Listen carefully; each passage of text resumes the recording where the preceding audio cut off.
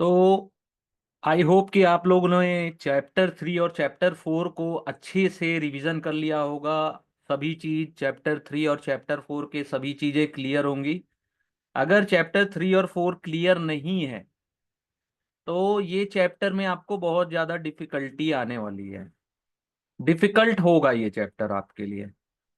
Exam के point of view से only 10% question आते हैं, 10% क्वेश्चन आते हैं यहाँ से, और इजी इजी रहते हैं। ठीक है। तो चैप्टर का नाम ही है strategies using equity futures and equity options. तो लर्निंग क्या है इसमें? Hedging using future contract, using future contract for trading, cash and carry, cash carry, reverse cash and carry arbitrage using future, calendar spread using futures, spread strategy using option, straddle strangle, collar and butterfly spread, cover calls, protective ports, arbitrage using option, delta hedging using options, interpreting open interest and put call ratios। कैसा लगा? है ना बहुत कुछ पढ़ने का। ये इतने में ही सब ऑप्शन लर्निंग कंप्लीट हो जाती है हमारी। बहुत सारी चीजें हैं। बहुत मजा आने वाला है। ठीक है। तो पहला है hedging using using future contract. तो फ्यूचर कॉन्ट्रैक्ट जनरली काहे के लिए यूज होता है? For hedging, speculation and arbitrage. ये अपन ने लास्ट क्लास में पढ़ा था। चैप्टर 3 में बहुत अच्छे से डिटेल देखा था अपन ने। तो पहला होता है derivative instrument such as future and options were primarily created for managing risk. Future and option जब प्राइमरली क्रिएट किए गए थे मैनेजिंग रिस्क के लिए, रिस्क मैनेजमेंट के लिए किए गए थे। ठीक है। तो पहला है long hedge using stock future. तो हेज यानी risk management. A long hedge using stock future is taken to hedge the price risk of planned future purchase of stocks। तो लॉन्ग हेज कैसे कर रहे हैं? प्राइस रिस्क से बचने के लिए। अगर अपन को फ्यूचर में वो स्टॉक परचेस करना है तो, जैसे एक एग्जांपल है कि considered and you want to buy 1500 share of ABC, 1500 shares of ABC. Trade shares are traded at 455 today. 455 रुपया आज चल रहा है।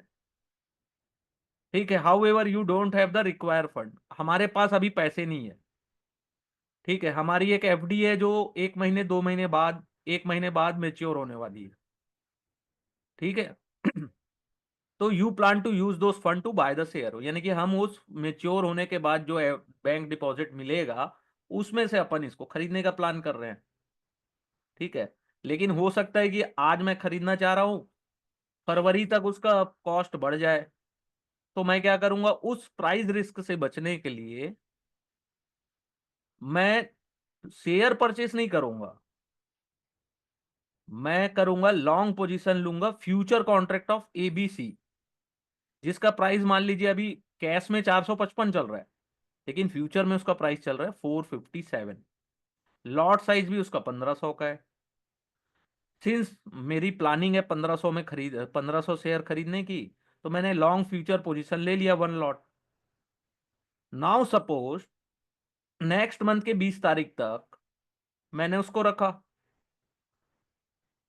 तो दो चीजें हो सकती है। पहला, या तो शेयर का प्राइस बढ़ेगा या तो घटेगा। मैं मुझे या आपको थोड़ी ना पता है कि कब घटेगा बढ़ेगा, लेकिन हमने अपने परचेसिंग प्राइस रिस्क से बचने के लिए फ्यूचर 1 लॉट लॉन्ग किया है। तो क्या होता है, दोनों सिनारियो देखते हैं कि प्राइस बढ़ेगा तो मेरे को क्या कितना घाटा होगा, और प्राइस घटेगा तो मुझे कितना लॉस होगा। तो मैंने ले लिया। नेक्स्ट मंथ उसका प्राइस 520 रुपया हो गया। 455 से 520, नहीं 457 से 520 या 521। तो 1 लॉट का साइज कितना हुआ? 7,80,000 1 लॉट। तो मैं क्या करूंगा? 455 या 457 में मैंने लिया, 520 में उसको बेच दिया, तो स्क्वायर ऑफ पोजीशन कर दूंगा लॉन्ग फ्यूचर से। ठीक है। और सेम टाइम, ठीक है, तो गेन कितना होगा मेरे को? 521 माइनस 457। तो कितने का डिफरेंस हुआ? 63 रुपए 90 पैसे का मेरे को प्रॉफिट होगा। टोटल प्रॉफिट होगा 95,000। ठीक है, तो मैं अपनी पोजीशन स्क्वायर ऑफ करूंगा और जो भी पैसे आएंगे उससे मैं कैश में उसको बाय कर लूंगा। ठीक है, तो कॉस्ट ऑफ कैश बाइंग कितना होगा? कैश मार्केट में बाय करने का प्राइस 520 रुपया। मेरे को प्रॉफिट हुआ 95,000। तो टोटल खरीदने में मुझे कितने पैसे खर्चे हुए? 6,84,150।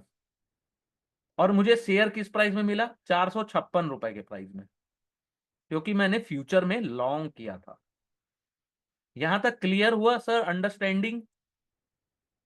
अभय जी, हर्ष जी, प्रणाल जी, ये क्लियर हुआ ये पॉइंट कि फ्यूचर को कैसे यूज किया जाता है?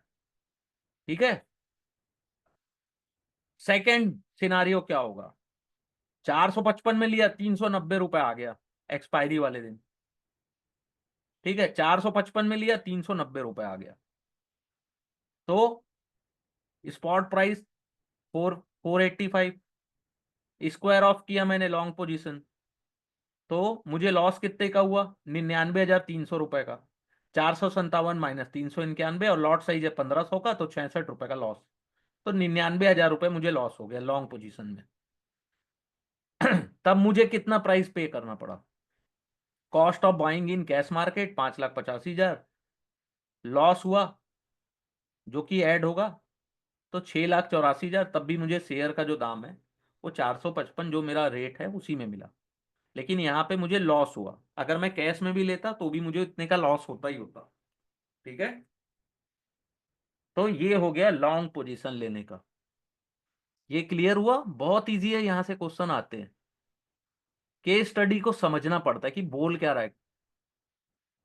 सेकंड होता है short hedge using stock futures. अब शॉर्ट कौन करता है? Short hedge using stock future is taken to hedge the price risk of plan future sale. यानी कि मेरे पास शेयर्स हैं लेकिन मैं उसको फ्यूचर में सेल करना चाहता हूं, यानी कि नेक्स्ट मंथ या उसके नेक्स्ट मंथ। लेकिन मैं अभी नहीं करना चाहता उसको, 2 महीने बाद ही करना चाहता हूँ या 1 महीने बाद। तो मेरे पास शेयर हैं, PQR एक कंपनी है, उसके 1200 शेयर मेरे को सेल करने। उसका आज का प्राइस है 1,690 रुपए। ठीक है, और उसका जो फ्यूचर प्राइस चल रहा है वो 1,706 रुपए चल रहा है। ठीक है, उसका लॉट साइज है 600 का। ठीक है, अब क्या होता है कि मैंने तो बाय कर लिया, यानी कि मैंने सेल कर दिया। फ्यूचर में मैंने कौन सी पोजीशन ली? शॉर्ट। शॉर्ट यानी सेल की पोजीशन ली। तो नेक्स्ट मंथ उसका प्राइस जो 1,706 था वो पहुंच गया 1,440 रुपए। क्योंकि 600 का एक लॉट है तो मेरे को 2 लॉट खरीदने पड़े। तो उसकी वैल्यू कितना होगी? 1,440 × 1,200। तो सेल करने पे मुझे कितना मिलेगा? 17,28,000। ठीक है, तो गेन ऑन फ्यूचर पोजीशन, चूंकि मैंने सेल की पोजीशन ली थी, तो मुझे कितने का प्रॉफिट हुआ? 3,18,000 रुपया। ठीक है, तो कैश में उसकी पोजीशन कितना है? 17,28,000, और मेरे को प्रॉफिट होगा 3,18,000। तो मेरा इफेक्टिव सेलिंग प्राइस कितना है? 1,705 रुपए। क्लियर?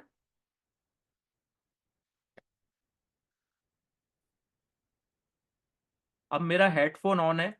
Any questions? आप, मैं आप लोगों को अनम्यूट भी कर चुका हूं। जो भी क्वेश्चंस डाउट होंगे मेरे से पूछते रहिएगा। सेल किया मैंने, मार्केट प्राइस था 1,706, लेकिन एक्सपायरी वाले दिन कितना आ गया? 1,441। तो मुझे प्रॉफिट हुआ 3,18,000 का। और जो भी इफेक्टिव प्राइस में मेरे को सेल करना था उसी इफेक्टिव प्राइस के आसपास मैंने उसे सेल किया। तो ये एक कंडीशन ये हो गई कि मेरे फेवर में जब मार्केट गया। ठीक है, amount receive on selling in cash market 1728। Gain on short future position, चूंकि मैंने सेल किया था तो मुझे 3,18,000 का प्रॉफिट हुआ। Total amount receive on sale 20,46,000। Selling price पर शेयर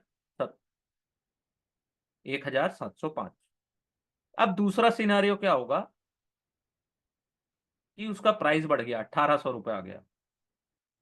जिस दिन एक्सपायरी थी उस दिन मैंने स्क्वायर ऑफ किया तो 21 लाख रुपए मुझे पेड करना पड़ा। ठीक है, तो डिफरेंस कितना हुआ, 1706 में मैंने सेल किया था, 1802 आ गया, तो मेरे को टोटल लॉस हुआ 1,15,000। ठीक है, फिर भी जो मेरा इफेक्टिव सेलिंग प्राइस था वो 1704 के आसपास ही आया। तो ये दो पोजीशन मैंने आपको बता दी, short hedge using stock future and long hedge using stock future. तो लॉन्ग हेज क्यों कौन करता है, लॉन्ग हेज जिसको फ्यूचर में बाय करना है, और शॉर्ट हेज कौन करता है, जिसको फ्यूचर में आने वाले समय में उस अपने स्टॉक्स को मार्केट में सेल करना है। ठीक है, अब hedge hedging a portfolio using index future, जिसको अपन ने चैप्टर 3 में भी देखा था। ठीक है,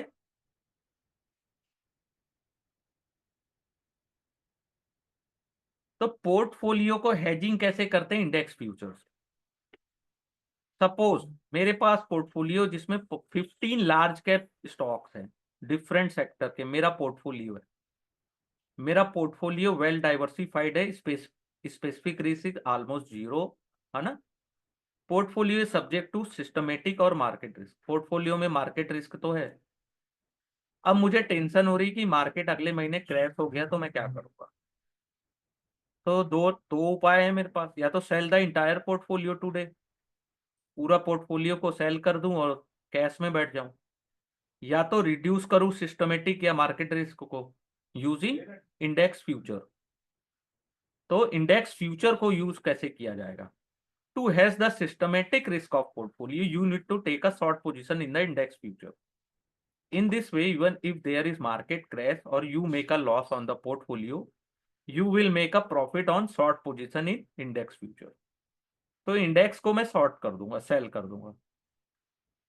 तो you need to calculate hedge ratio for portfolio to decide how many lots of index future you should go short. तो पहली चीज मुझे अपने पोर्टफोलियो का बीटा पता होना चाहिए।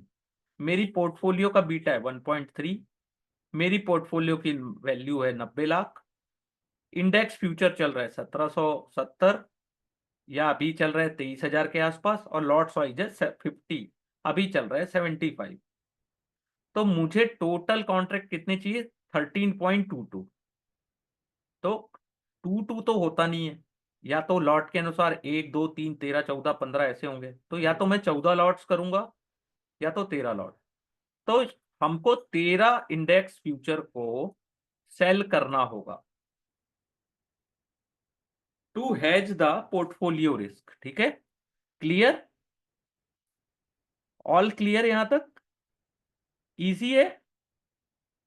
पोर्टफोलियो का बीटा कितना है उसके अनुसार, ओके, ये बहुत इजी है, स्टेप बाय स्टेप अपन आगे बढ़ेंगे। अब यूजिंग फ्यूचर फॉर ट्रेडिंग और स्पेकुलेशन, जो अपन करते हैं रिटेलर्स या जो बड़े ट्रेडर्स होते हैं वो, although future contract were originally created for hedging price risk. तो फ्यूचर कॉन्ट्रैक्ट बना काय के लिए था, प्राइस रिस्क को हेज करने के लिए।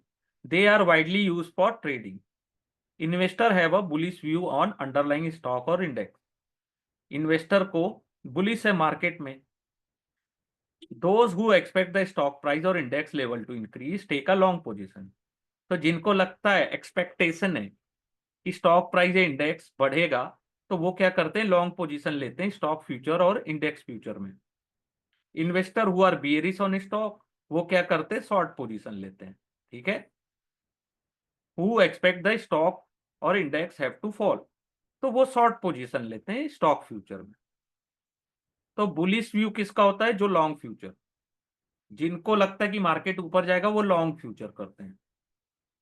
Suppose that future trader expect the stock price of XYZ to rise from 1298 to 1350। अब कोई एक XYZ नाम की कंपनी है, अगर उस हमको लगता है एक हफ्ते में 1298 से 1350 चले जाएगी, the near month XYZ future contract is currently traded at 1300 रुपया। तो अपन क्या करेंगे, 1300 रुपया का एक लॉट खरीदेंगे। ठीक है, फ्यूचर का वैल्यू थोड़ा सा ज्यादा ही होता है कैश से। Since the trader is bullish on stock price of XYZ, he can either by the stock. ठीक है, अगर मैं एक एज अ ट्रेडर सोचूं, या तो मैं बाय कर लूंगा स्टॉक को, या तो स्टॉक फ्यूचर में लॉन्ग हो जाऊंगा। बाइंग द स्टॉक में immediate cash cash outflow for trader. Stock को बाय करने से मेरे को आउटफ्लो होगा, यानी मेरे मैं अपने पैसे मार्केट में लगाऊंगा। Suppose that lot size of future contract is 850 and long position in single future contract give the trader position equivalent to buying 850 shares. तो अगर मैं उसमें लॉन्ग फ्यूचर लेता हूं, इसका मतलब है कि 850 शेयर मैं उसके बाय कर रहा हूं, but without paying the price of 850 shares. लेकिन मुझे 850 शेयर्स के पैसे नहीं देने पड़ रहे हैं। The contract value for long position is, contract का वैल्यू कितना होगा, 850 का लॉट साइज है और 1300 रुपया चल रहा है, तो 11 लाख उसका प्राइस है। The only cash outlay for the future is the margin that trader must pay to his broker. तो अब मेरे को इनिशियल मार्जिन देनी होगी 2,21,000 रुपया। सपोज अगर एक हफ्ते बाद मेरा स्टॉक ट्रेड हो रहा है 1345 में और फ्यूचर ट्रेड हो रहा है 1346 में, मैंने 1300 में लिया, 1346, तो the following table show the return. तो इतना मुझे रिटर्न होगा, purchase the share in cash और take a long position in future. तो ये दोनों का कंपैरिजन किया गया है इस चार्ट में कि अगर मैं स्टॉक को बाय किया, 850 शेयर खरीदा, तो 11 लाख रुपया मेरे को देना पड़ा। प्रॉफिट कितना हुआ मुझे, 39,000 रुपया, 39,950 रुपया। रिटर्न कितना मिला मुझे, 11 लाख का, 11 लाख के एवज में 39,950। लेकिन अगर वही मैं फ्यूचर में खरीदा तो मुझे कितना मार्जिन देना पड़ा, 2,21,000। अगर मैं पोजीशन अपनी स्क्वायर ऑफ करूं तो मुझे जो रिटर्न मिला 39,100 रुपया मिला। और रिटर्न ऑन इन्वेस्टमेंट कितना हुआ, 17%, क्योंकि मेरा जो मार्जिन है वही मेरा इन्वेस्टमेंट है, 2,21,000। ठीक है। This example explain why stock and index future contract are so popular. Future contract क्यों पॉपुलर है, अब समझ में आ गया होगा आपको। This contract offer benefit of leverage. तो जो लिवरेज लेते हैं वही है फायदा इसका। आप कल जाके ट्रेड मत कर लीजिएगा, क्योंकि फ्यूचर कॉन्ट्रैक्ट बहुत डिफिकल्ट होता है ना ट्रेडिंग करना। यहाँ तो बस प्रॉफिट दिख रहा है, लॉस भी अनलिमिटेड होता है। ठीक है, ये जो मार्जिन है ना वो साफ हो जाएगा आपका, अगर आपके फेवर में मार्केट नहीं गया तो। ठीक है, क्लियर यहाँ तक, ऑल क्लियर। बहुत इजी है,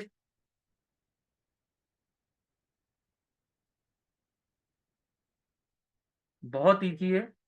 ओके,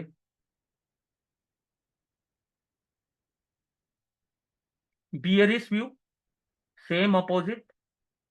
मुझे लग रहा है कि स्टॉक का प्राइस डाउन होने वाला है, तो पहली चीज मैं क्या करूंगा, सेल करूंगा शेयर्स आज, और बाय कर लूंगा जब वो लोअर प्राइस में पहुंच जाएगा।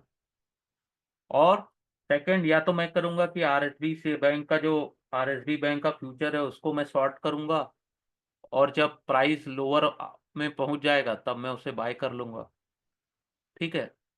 Hence the selling in cash market is not possible, is possible only if trader hold the share in its demat account. ठीक है, आप केवल तभी सेल कर सकते हैं जब आपके पास स्टॉक डीमेट अकाउंट में हो। Trader can always short the RSP bank future contract instead of selling actual. Again, shorting the future contract would require trader to deposit a margin. ठीक है, अगर मैं एक लॉट अगर उसका सेल करता हूं तो उसकी कॉन्ट्रैक्ट वैल्यू है 8,81,000, तो मुझे 1,76,000 रुपये टोटल देना पड़ेगा। ठीक है, और मेरे अनुसार अगर उसका स्टॉक प्राइस जो है, ठीक है, 1525 तक फॉल हो जाता है। ठीक है, अभी कितना चल रहा है, 1,600 रुपया, लेकिन 1525 तक आ जाता है, तो मुझे प्रॉफिट कितना होगा, 41,250। और मार्जिन मैंने कितनी दी है, 1,76,000, तो मेरा टोटल रिटर्न कितना हुआ, 23%। Shorting of future contract make it possible for market participants to express a bearish view on the stock or index. ठीक है, विदाउट ओनिंग द स्टॉक और इंडेक्स। यहां तक क्लियर?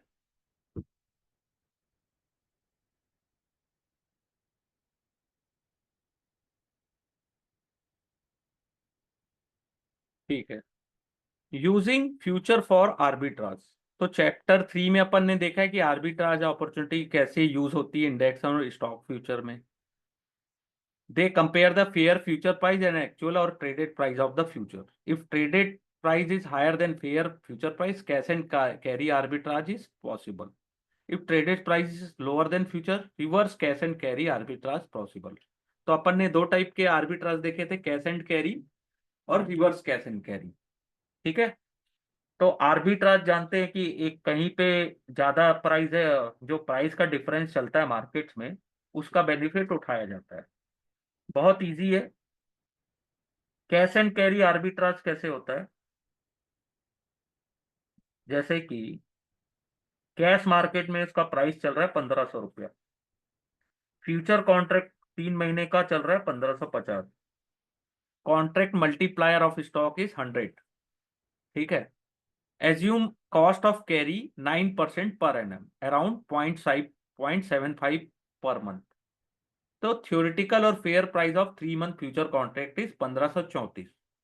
अगर मैं उसका फेयर वैल्यू निकालूं तो ये 1550 जरूर चल रहा है, लेकिन जो रियल फेयर प्राइस होना चाहिए वो 1534 रुपया होना चाहिए।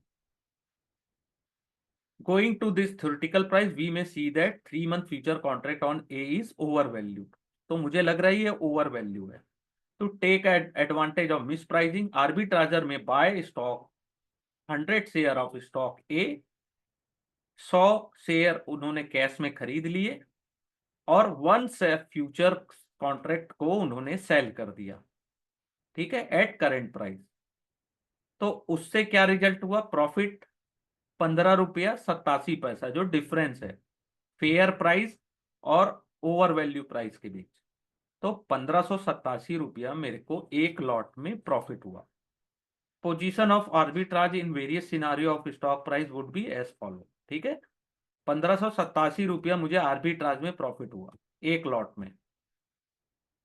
ठीक है, stock rising to 1580 on expiry, तो profit on underline 8000, loss on future 3000 क्योंकि अपन ने फ्यूचर को शॉर्ट किया है, gain on arbitrage 5000, cost of arbitrage in term of financing is 3413।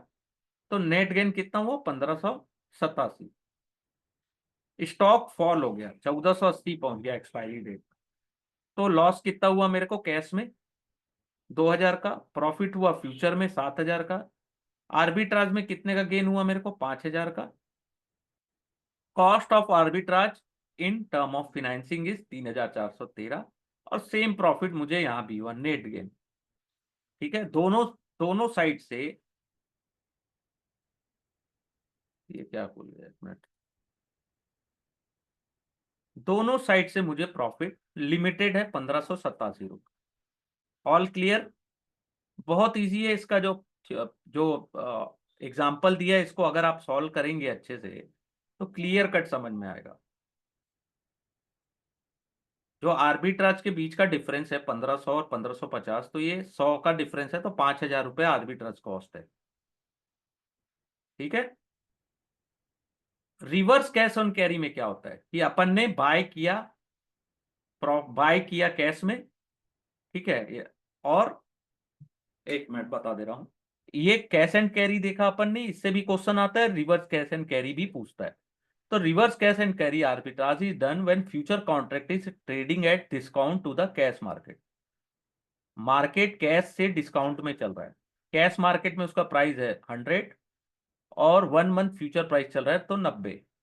तो उसमें क्या करेंगे? The price trading in market reflect a negative cost of carry which offer a opportunity to trader to execute reserve cash and carry arbitrage, as cost of carry expected to reverse is positive at some point in the time during the contract. If trader carry his position till expiry, it will yield him a arbitrage profit. The assumption is implemented the arbitrage opportunity in that arbitrage has got the stock to sell in the cash market. Assuming contract multiplier of future is 200, ठीक है। Future contract चल रहा है 90, sell करेंगे 200 of stock B at cash market 200 rupees में, ठीक है। Cell करेंगे कैश में, बाय करेंगे फ्यूचर में, उसी को रिवर्स कैश एंड कैरी बोलते हैं। लॉस ऑन अंडरलाइन, अगर मान लीजिए 100 रुपया से ऊपर चला गया तो लॉस होगा अपन को कैश में 2000 का, प्रॉफिट होगा 4000 का, नेट गेन होगा 2000 का, ठीक है। Assume that arbitrager can invest the proceeding for his sale of 200 share at 9% per annum 1 month। तो अपने को उसमें कितने का गेन होगा? 150 रुपया का। सेम चीज ये फॉलो होगी अगर स्टॉक फॉल हुआ तो भी अपने को सेम प्रॉफिट होगा 2150 का। ये होती है आर्बिट्राज अपॉर्चुनिटी। तो ये जनरली अपने को मार्केट में रेयरली देखने को मिलता है, लेकिन एग्जाम पॉइंट ऑफ व्यू से बहुत ही ज्यादा इंपॉर्टेंट पॉइंट है। और लर्निंग के या नॉलेज को गेन करने के लिए भी ये बहुत ही ज्यादा इंपॉर्टेंट टॉपिक है, ठीक है। दोनों केस में, चाहे आप कैश में रखो चाहे फ्यूचर में, अगर आप मेच्योरिटी तक रखते हो तो 2150 रुपया पर लॉट प्रॉफिट हो रहा है। इसमें ज्यादा आपको मेहनत भी नहीं करनी पड़ रही है, ठीक है। तो इसको प्लीज अच्छे से डिटेल में देख लीजिएगा। फिर इंपॉर्टेंट है कैलेंडर स्प्रेड। कैलेंडर स्प्रेड तो आता ही आता है। Calendar spread refer to the arbitrage between future contract of different expiry month. तो आर्बिट्राज कर रहे हैं फ्यूचर कॉन्ट्रैक्ट का, लेकिन डिफरेंट एक्सपायरी। जैसे जो अभी जनवरी चल रहा है, जनवरी मान लो खत्म हो गया, मान लो फरवरी चल रहा है, तो फरवरी एंड मार्च की अपन ने एक्सपायरी मंथ के कॉन्ट्रैक्ट ले लिए। In this strategy arbitrage buy and sell the future contract of two different month. Arbitrage क्या करेगा? बाय करेगा और सेल करेगा the future contract of two different month calendar spread में। To execute this strategy arbitrager must identify which contract to buy or sell.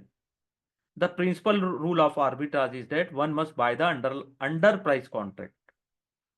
तो जो under price contract है उसको आप बाय करोगे और ओवर प्राइस जो है उसको आप सेल करोगे, ठीक है।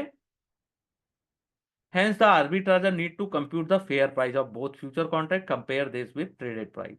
तो आपको ये करना होगा कि कैलकुलेट करना होगा कि कौन सा प्राइस अंडर है, अंडर प्राइस है, और कौन सा फ्यूचर प्राइस है। तब आप डिसाइड करोगे कि किसको बाय करना है और किसको सेल करना है, ठीक है। ऐसा नहीं है तुक्के में गए और बाय सेल मार दिए, कुछ को भी ऐसा नहीं होता। तो कैलेंडर में यही है कि अंडर प्राइस को बाय और ओवर प्राइस को सेल। एग्जाम्पल है, स्टॉक ट्रेड हो रहा है 120 रुपया में, नियर मंथ फ्यूचर और मिड मंथ फ्यूचर, ठीक है। ट्रेड हो रहा है 120 में, नियर मंथ फ्यूचर चल रहा है 121 और मिड मंथ चल रहा है 121.5 और इंटरेस्ट रेट चल रहा है 8%। तो fair price of near month is 120 रुपया 80 पैसा। तो नियर मंथ का फेयर प्राइस है 120 रुपया 80 पैसा और चल कितना रहा है? 121 रुपया 30 पैसा, यानी 50 पैसे का डिफरेंस।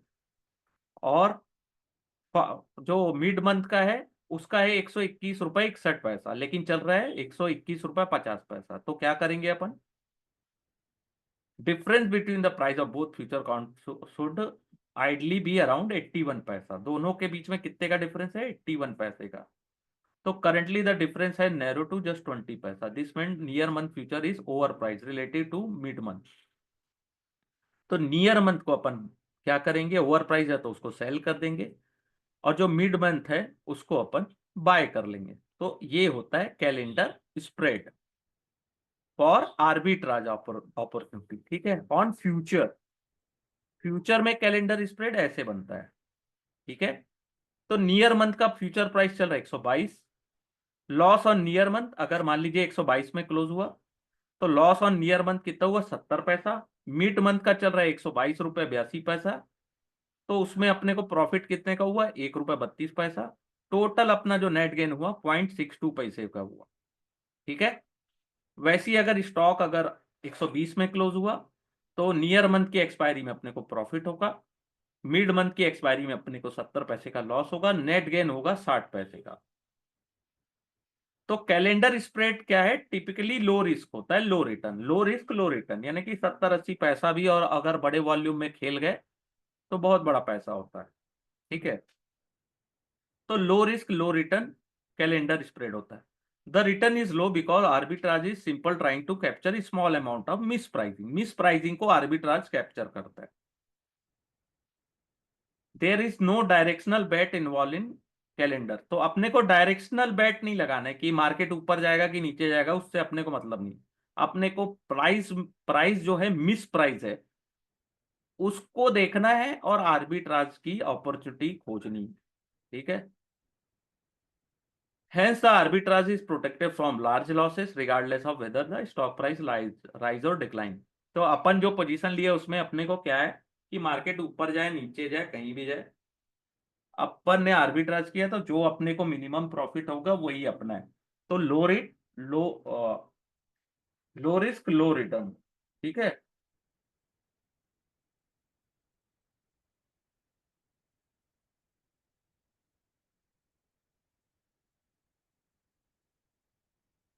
ये हो गया आर्बिट्राज अपॉर्चुनिटी कैलेंडर स्प्रेड में। ठीक है, यहां तक क्लियर सर? लेकिन आज के डेट में अगर प्रैक्टिस करोगे तो आर्बिट्राज अपॉर्चुनिटी ऐसे फाइंड करना इतना आसान नहीं है, क्योंकि सभी फ्यूचर कॉन्ट्रैक्ट लिक्विड होते हैं। Large number of buyer seller seller continuously track this future price, any instance of miss pricing spotted quickly. जितनी जल्दी अगर मौके मिलते हैं उतनी जल्दी आर्बिट्राजर मौके खोजते हैं और पैसा बना के निकल भी जाते हैं। तो प्रैक्टिकली प्रैक्टिस में ये पॉसिबल अभी नहीं है। ठीक है, तो प्लीज, इसमें ये रिस्क भी होता है। For the calendar spread arbitrage to make anticipated profit, is it is essential that long and short position must be entered simultaneously। एक साथ एंट्री लेनी है लॉन्ग एंड शॉर्ट में, और एक साथ उसको स्क्वायर ऑफ करना है। थोड़ा सा भी डिले हुआ ना, एक लेग हो गया एग्जीक्यूट दूसरा नहीं हुआ तो भी लॉस हो सकते हैं। ठीक है, यानी कि एक साथ एंट्री लेना, दोनों लॉन्ग और शॉर्ट दोनों एक साथ। क्लियर सर यहां तक? Any doubt? Ashu ji, Abhay ji, Harsh ji, Pranal ji? Yes sir. Okay, आगे बढ़ें कि यहीं तक रुके? सर आज के लिए तो अभी नहीं। Okay, no issue. देखिए, मेरा काम है आप लोगों को उतना पढ़ाना जिससे